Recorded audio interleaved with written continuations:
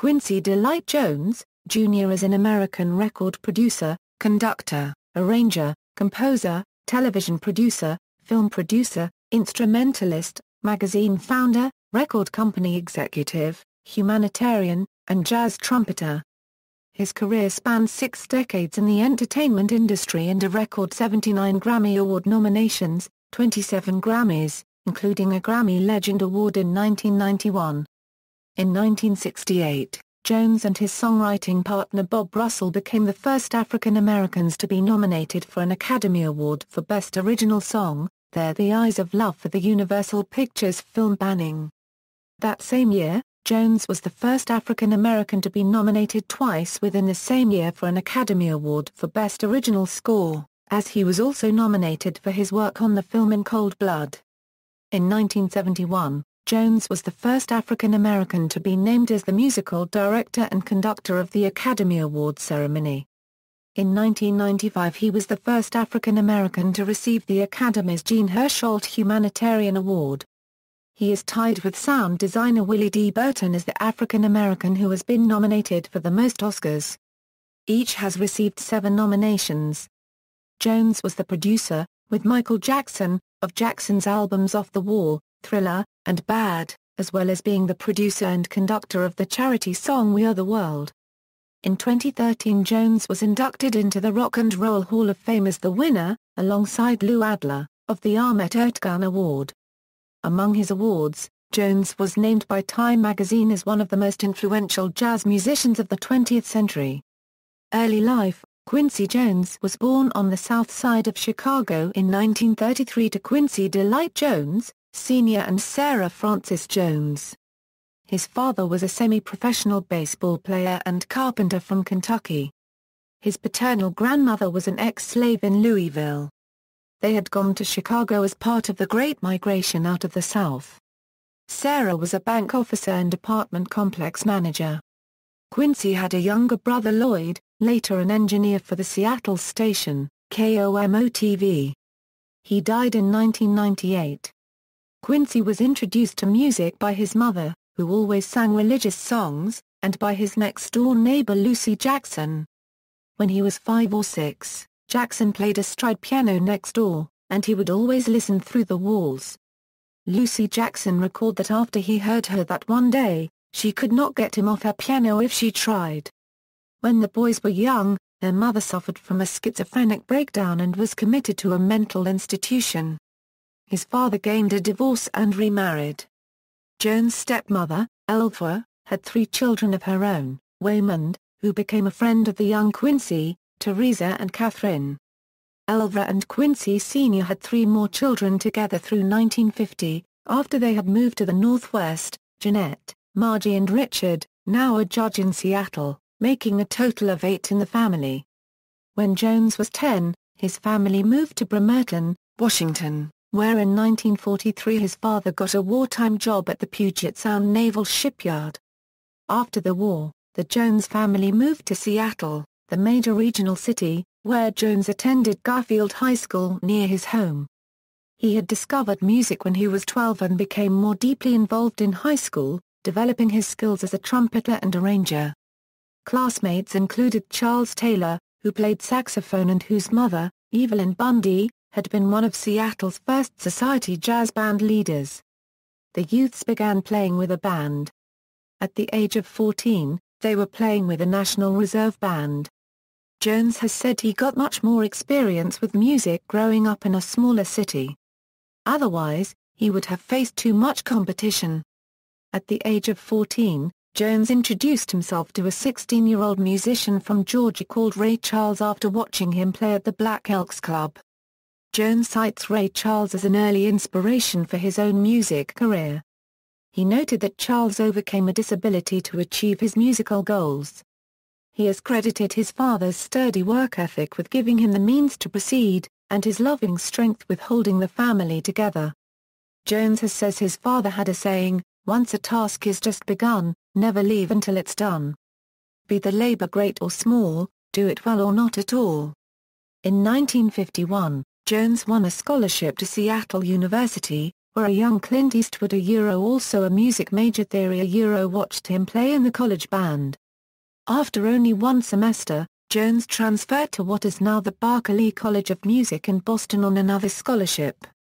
He left his studies after he received an offer to tour as a trumpeter with the band leader Lionel Hampton and embarked on his professional career. While Jones was on the road with Hampton, he displayed a gift for arranging songs.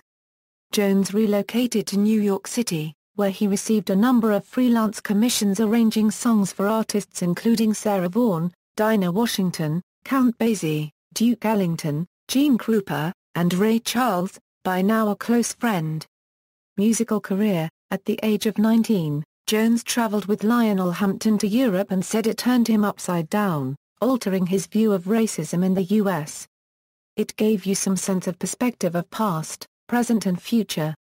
It took the myopic conflict between just black and white in the United States and put it on another level because you saw the turmoil between the Armenians and the Turks, and the Cypriots and the Greeks, and the Swedes and the Danes, and the Koreans and the Japanese. Everybody had these hassles, and you saw it was a basic part of human nature, these conflicts. It opened my soul, it opened my mind. In 1956, Jones toured again as a trumpeter and musical director of the Dizzy Gillespie Band on a tour of the Middle East and South America sponsored by the United States Information Agency. Upon his return, Jones signed with ABC Paramount Records and started his recording career as the leader of his own band. In 1957, Quincy settled in Paris, where he studied composition and theory with Nadia Boulanger and composer Olivier Messiaen. He also performed at the Paris Olympia. Jones became music director at Barclay Discs, a leading French record company and the licensee for Mercury Records in France. During the 1950s, Jones successfully toured throughout Europe with a number of jazz orchestras. As musical director of Harold Arlen's jazz musical Free and Easy, Quincy Jones took to the road again. A European tour closed in Paris in February 1960. With musicians from the Arlen Show, Jones formed his own big band, called the Jones Boys, with 18 artists. The band included double bass player Eddie Jones and fellow trumpeter Reunald Jones, and organized a tour of North America and Europe. Though the European and American concerts met enthusiastic audiences and sparkling reviews, concert earnings could not support a band of this size. Poor budget planning resulted in an economic disaster. The band dissolved and the fallout left Jones in a financial crisis.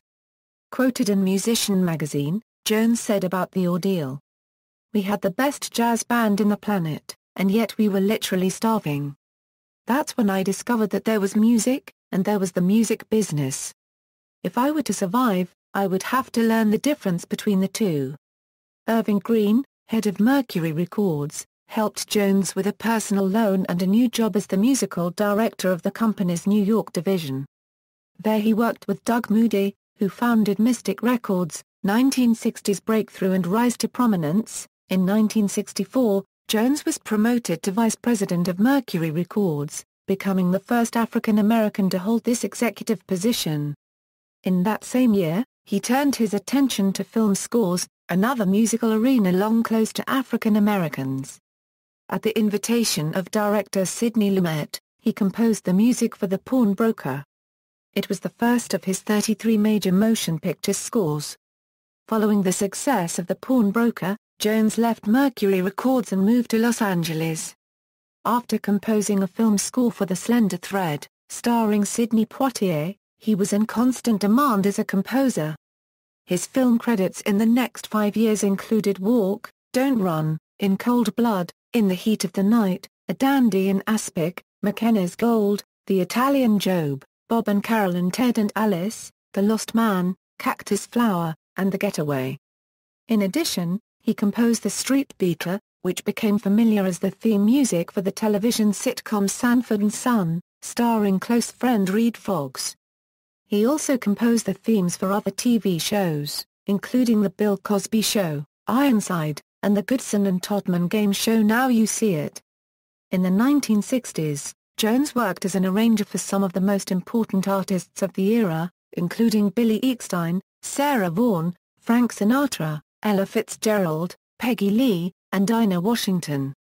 Jones's solo recordings also gained acclaim, including Walking in Space, Gula Matari, Smackwater Jack, You've Got It Bad, Girl, Body Heat, Mellow Madness, and I Heard That. He is known for his 1962 tune Soul Bossa Nova, which originated on the Big Brand Bossa Nova album. Soul Bossa Nova was a theme used for the 1998 World Cup, the Canadian game show Definition, the Woody Allen film Take the Money and Run, and the Austin Powers film series. It was sampled by Canadian hip-hop group Dream Warriors for their song, My Definition of a Boombastic Jazz Style.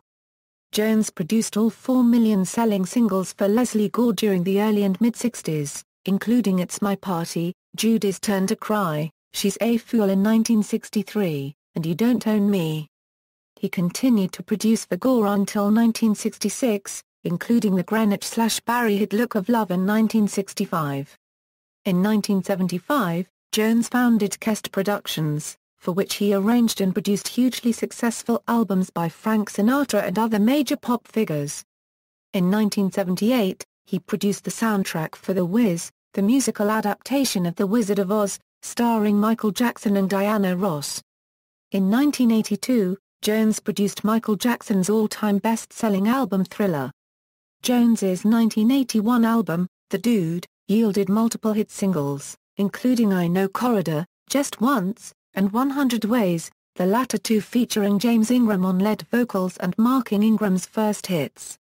In 1985, Jones wrote the score for the Steven Spielberg film adaptation of the Pulitzer Prize-winning epistolary novel, The Color Purple, by Alice Walker. He and Jerry Goldsmith are the only composers besides John Williams to have scored a Spielberg theatrical film. After the 1985 American Music Awards ceremony, Jones used his influence to draw most of the major American recording artists of the day into a studio to record the song We Are the World to raise money for the victims of Ethiopia's famine.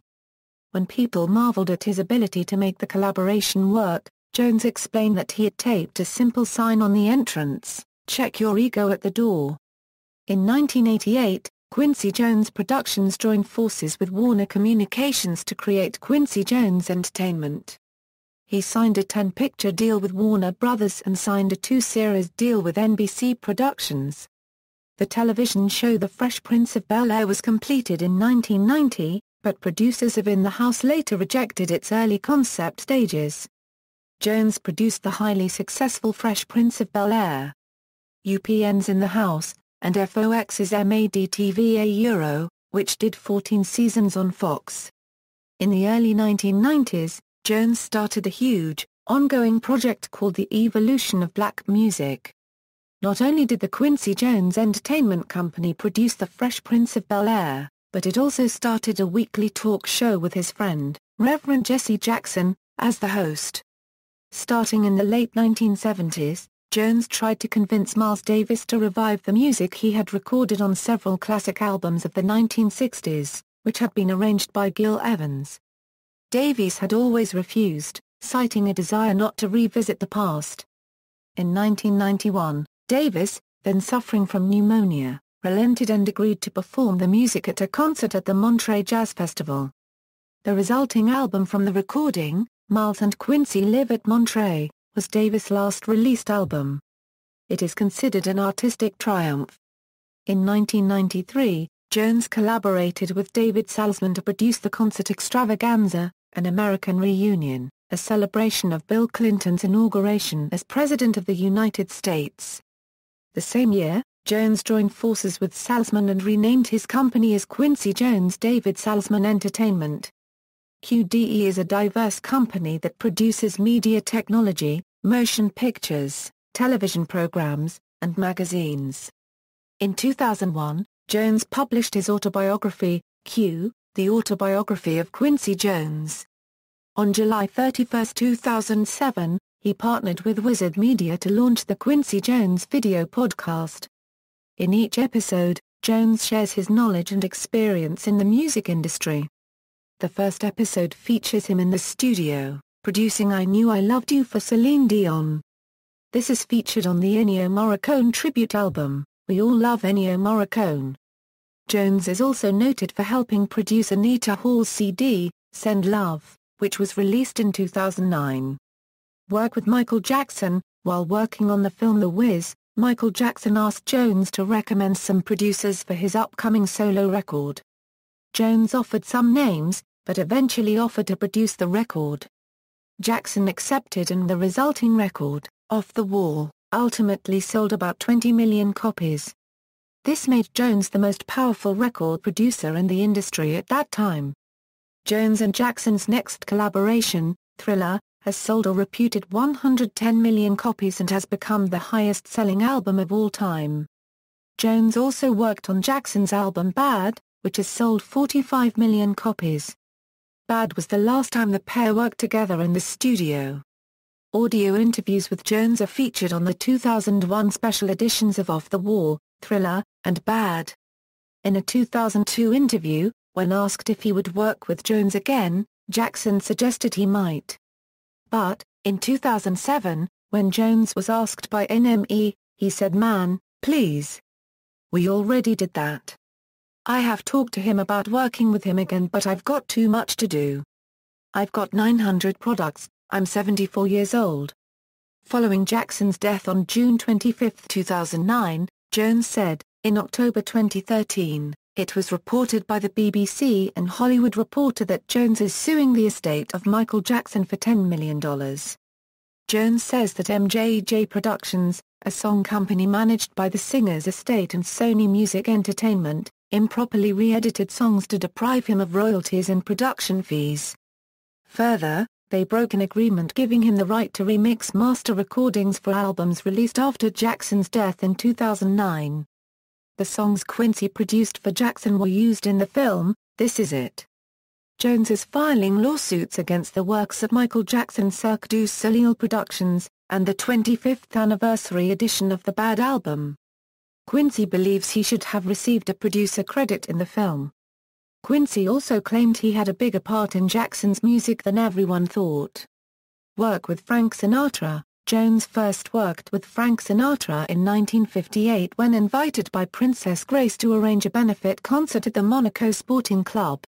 6 years later, Sinatra hired him to arrange and conduct Sinatra's second album with Count Basie, It Might As Well Be Swing. Jones conducted and arranged the singer's live album with the Basie Band, Sinatra at the Sands.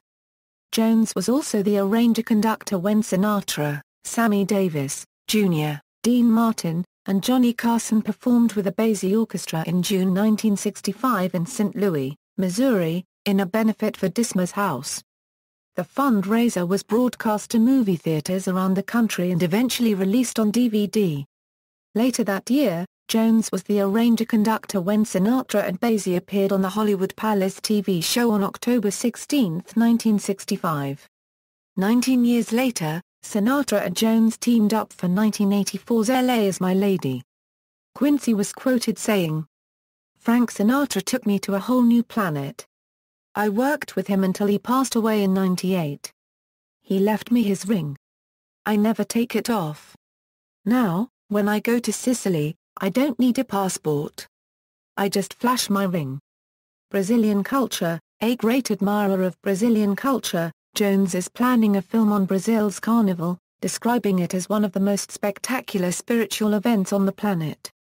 The Brazilian Simone, whom he cites as one of the world's greatest singers, Ivan Lins, Milton Nascimento and Gilson Peranzetta, one of the 5 biggest arrangement producers of the world, percussionist Paulino da Costa, one of the best in the business, have become close friends and partners in his recent works. Media appearances. Jones had a brief appearance in the 1990 video for the Time song Jerk Out. Jones was a guest actor on an episode of The Boondocks. He appeared with Ray Charles in the music video of their song One Mint Julep, and also with Ray Charles and Chaka Khan in the music video of their song I'll Be Good to You. Quincy Jones hosted an episode of the long-running NBC sketch comedy show Saturday Night Live on February 10, 1990. The episode was notable for having 10 musical guests: Tevin Campbell, Andy Crouch, Sandra Crouch, rappers Kool Moe Dee and Big Daddy Kane, Mel Mal, Quincy D3, Cedar Garrett, Al Jarreau, and Take 6, and for a performance of Dizzy Gillespie's Manteca by the SNL Band.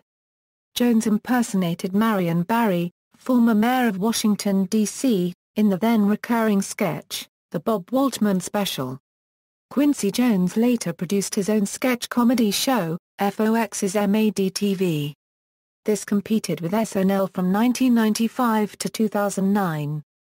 Jones appeared in the Walt Disney Pictures film, Fantasia 2000, introducing the set piece of George Gershwin's Rhapsody in Blue. 2 years later he made a cameo appearance as himself in the film Austin Powers and Goldmember. On February 10, 2008, Jones joined Usher in presenting the Grammy Award for Album of the Year to Herbie Hancock.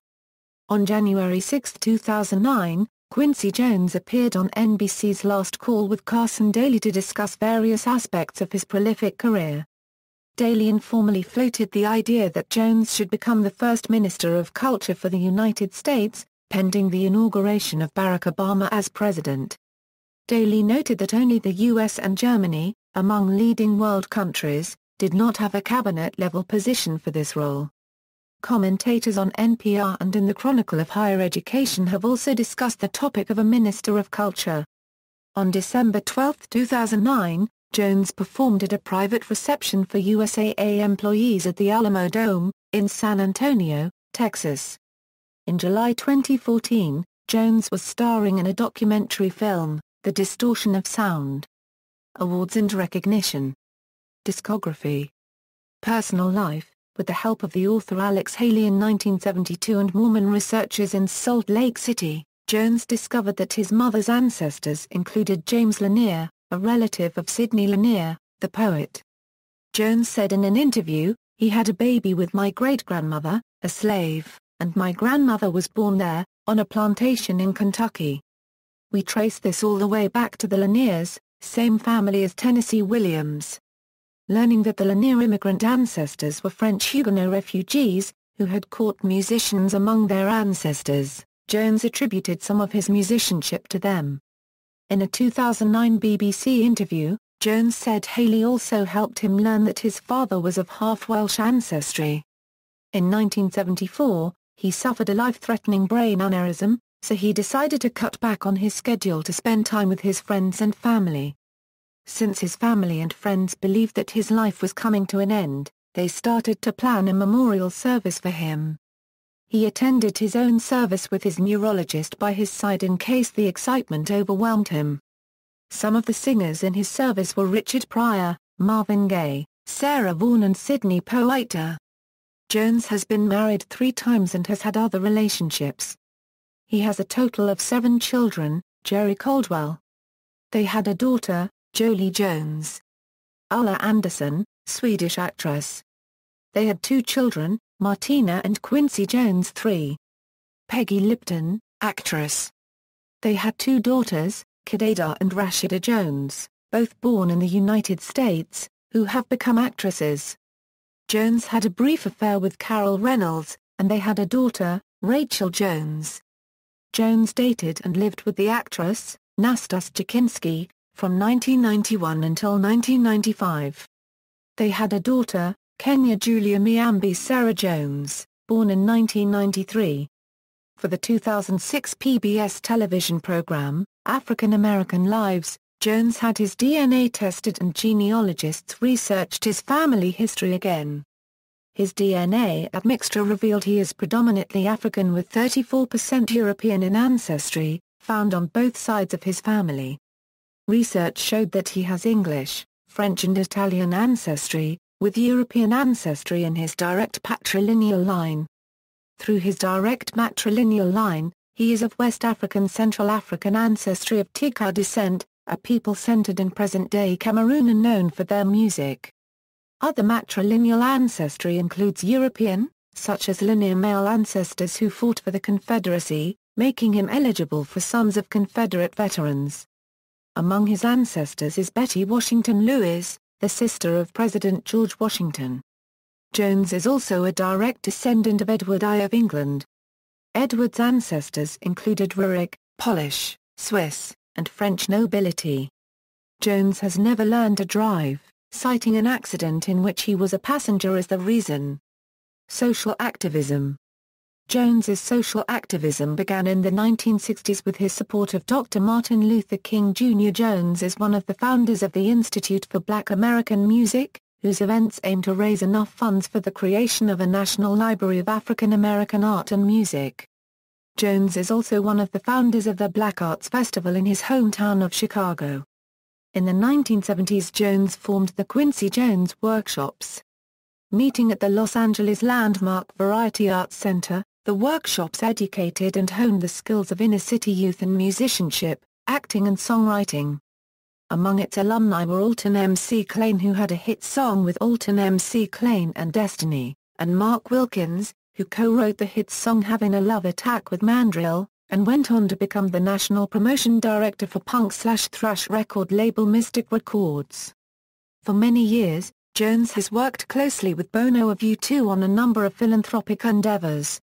He is the founder of the Quincy Jones Listen Up Foundation, a non-profit organization that built more than 100 homes in South Africa which aims to connect youths with technology, education, culture and music. One of the organization's programs is an intercultural exchange between underprivileged youths from Los Angeles and South Africa. In 2004, Jones helped launch the We Are the Future project, which gives children in poor and conflict-ridden areas a chance to live their childhoods and develop a sense of hope. The program is the result of a strategic partnership between the Global Forum, the Quincy Jones Listen Up Foundation, and Hani Masri, with the support of the World Bank, UN agencies and major companies.